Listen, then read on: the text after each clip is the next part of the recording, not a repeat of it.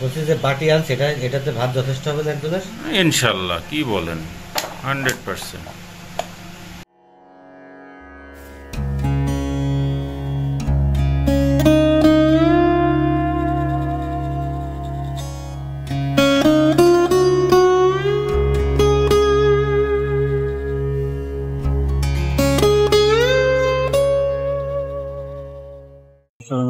খাবার টাবার রান্না করে বাটি টাটি নিয়ে বের হয়ে পড়ছি। একটু মানে লেট হয়ে গেছে আজকে, তারপরে দেখি কোনো ইয়ে পাওয়া যায় কিনা।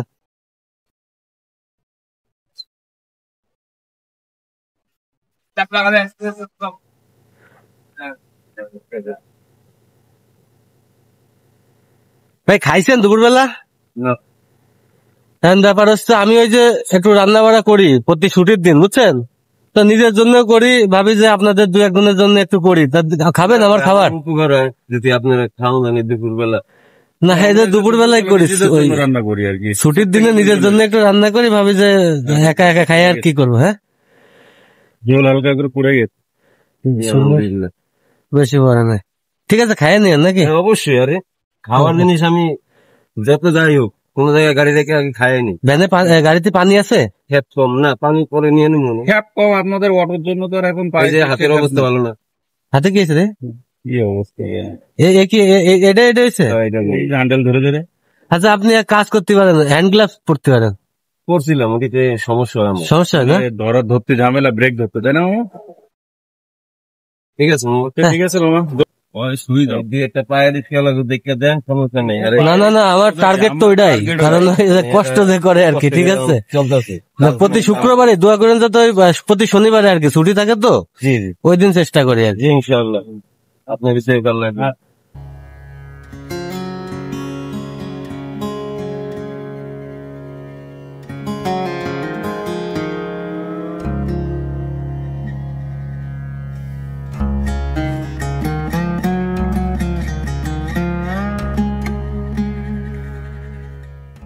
বাবা খাবার খাইছেন দুপুরবেলা? আমি একটু রান্না করি প্রত্যেক ছুটির দিন, বুঝছেন? তো আপনি হচ্ছে ওই আমি নিজের জন্য রান্না করি, তো আপনাকে দু একজনের জন্য একটু রান্না করি, যারা পার রিক্সা চালায় আর কি। তো আমার খাবার নেবেন তো দিলে? হ্যাঁ, দুপুরে এখন বাজে তো মেলা বাজে গেছে, আমি ভাবছিলাম যে মনে হয় সবাই খাইতে এনেছে। ঠিক আছে, এটা রাখেন। হ্যাঁ, আপনি এখন তো পান খাইছি আর চা খাইছি, পরে খাই নেন, পরে। হ্যাঁ, আপনি পরে খাই নিন, সমস্যা নেই। ঠিক আছে।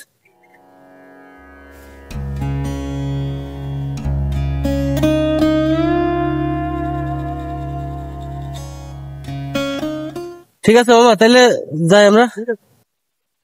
ফাইনালি আজকেও এদেরকে মানে আমি ভাবছিলাম যে আসলে পায়ের রিক্সা পাওয়া একটু মুশকিল হইলেও পাইতেছি আর কি, অনেকে পাইতেছি। পায়ের রিক্সাওয়ালারা, তাদের সাথে কথাবার্তা বইলা, সব কথা তো আর আপনাদের সামনে আনা যাচ্ছে না, তাদের সাথে কথাবার্তা বইলে বোঝা যাচ্ছে যে মূলতই তারা কষ্টের মধ্যে থাকে আর কি। তাদের একটু ভাড়া টাড়া নাই, কিছু নাই, একটু জীবনযাত্রা কষ্টের ভিতর দিয়ে যায় তাদের।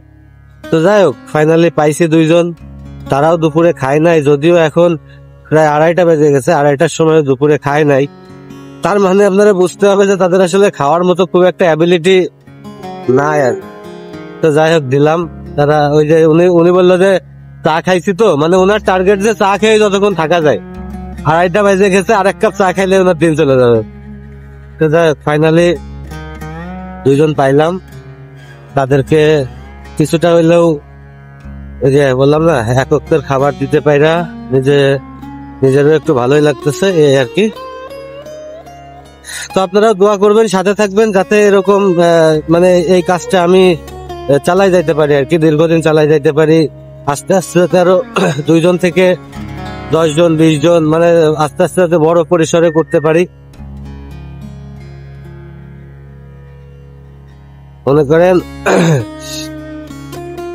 আমরা যারা মুসলিম আছি তারা হয়তো জানি যে আমাদের নবী সাল্লাল্লাহু আলাইহি সাল্লাম যে নির্দেশনাগুলো সবসময় দিতেন, তার মধ্যে একটা হচ্ছে মানুষ দেখলে সালাম দাও।